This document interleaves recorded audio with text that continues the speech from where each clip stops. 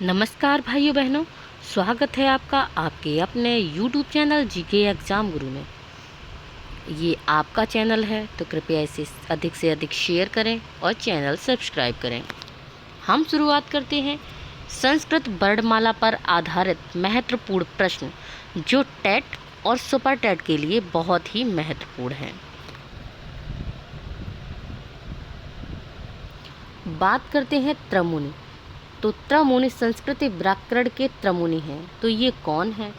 तो ये त्रमुनि हैं पाणिनि,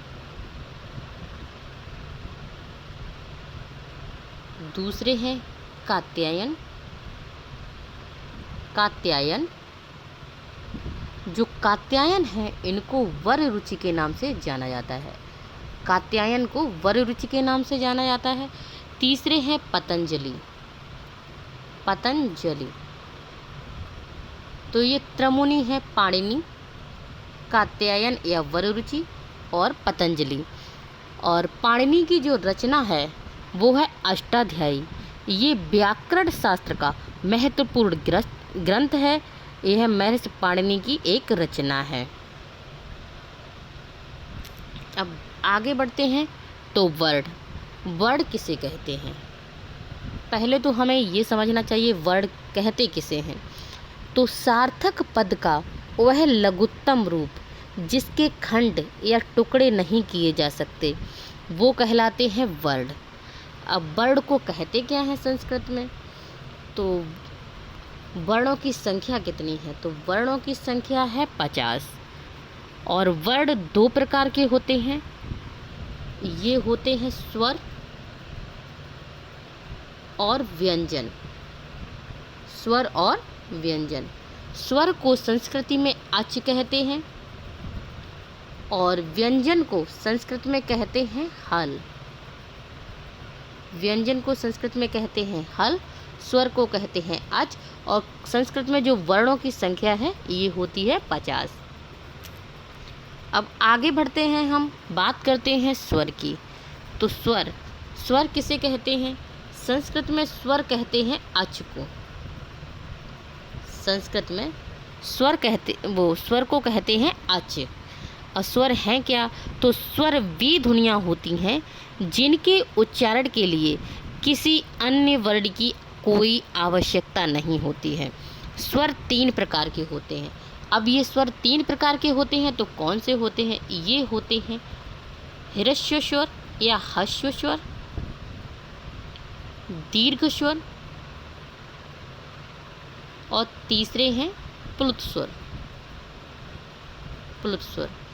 दीर्घ स्वर होते हैं, इनको बोलने में एक मात्रा काल का समय लगता है। एक मात्रा काल का समय बोलने में लगता है। और जो दीर्घ स्वर हैं इनको बोलने में 2 मात्रा काल का समय लगता है। और जो प्लुत स्वर होते हैं, प्लुत स्वर, इनको बोलने में 3 मात्रा काल का समय लगता है। स्वर को अच कहते हैं। स्वर 3 प्रकार के होते हैं, ह्रस्व, दीर्घ और प्लुत। अब बात करते हैं व्यंजन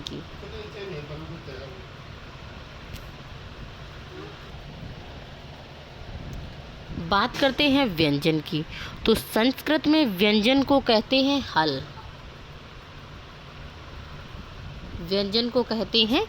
हल।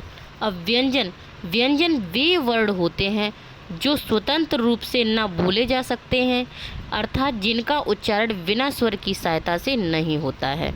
संस्कृत में जो व्यंजन हैं वो 3 प्रकार के होते हैं, जबकि हिंदी में जो व्यंजन है वो 4 प्रकार के होते हैं।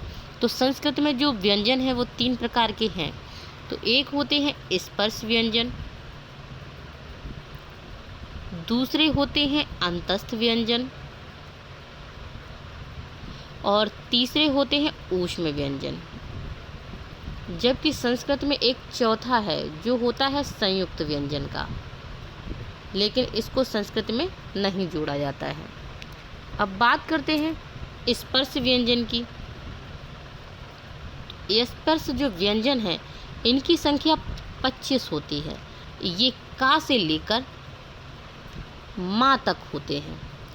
स्पर्श व्यंजन का से लेकर माँ तक होते हैं। अब इनको जो कहते हैं वो कहते हैं क, च ट त प कचट तप, यानी कि का वर्ग, चा वर्ग, टा वर्ग, ता वर्ग और पा वर्ग, ये 25 होते हैं स्पर्श व्यंजन 5 वर्गों में। अब बात करते हैं अंतस्थ व्यंजन की। अंतस्थ व्यंजन,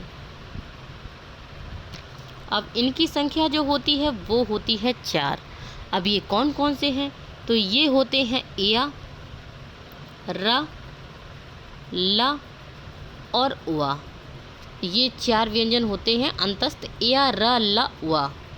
अब बात करते हैं ऊष्म व्यंजन की। ये ऊष्मा के द्वारा निकलते हैं व्यंजन। ऊष्म व्यंजन, इनकी भी संख्या 4 होती है। अब ये होते हैं श, श, श और ह। ये होते हैं ऊष्म व्यंजन। अब हिंदी में एक जो वर्ड होता है वो होते हैं संयुक्त का, लेकिन ये संस्कृत में नहीं होते हैं। अब जान लीजिए ये भी यहाँ पर संयुक्त, तो ये होते हैं क्षेत्र और ज्ञा। अब बात करते हैं छे की। ये मिलकर बना होता है का प्लस सा से मिलकर, और जो त्र होता है त्र, ये मिलकर बना होता है ता प्लस रा से मिलकर। अब बात करते हैं ज्ञा की। तो जो ज्ञा होता है वो ज्या प्लस वहाँ से मिलकर बनता है। तो भाइयों बहनों, ये वीडियो आपको अच्छा लगा है तो इसे अधिक से अधिक शेयर करें और हमारा चैनल सब्सक्राइब करें।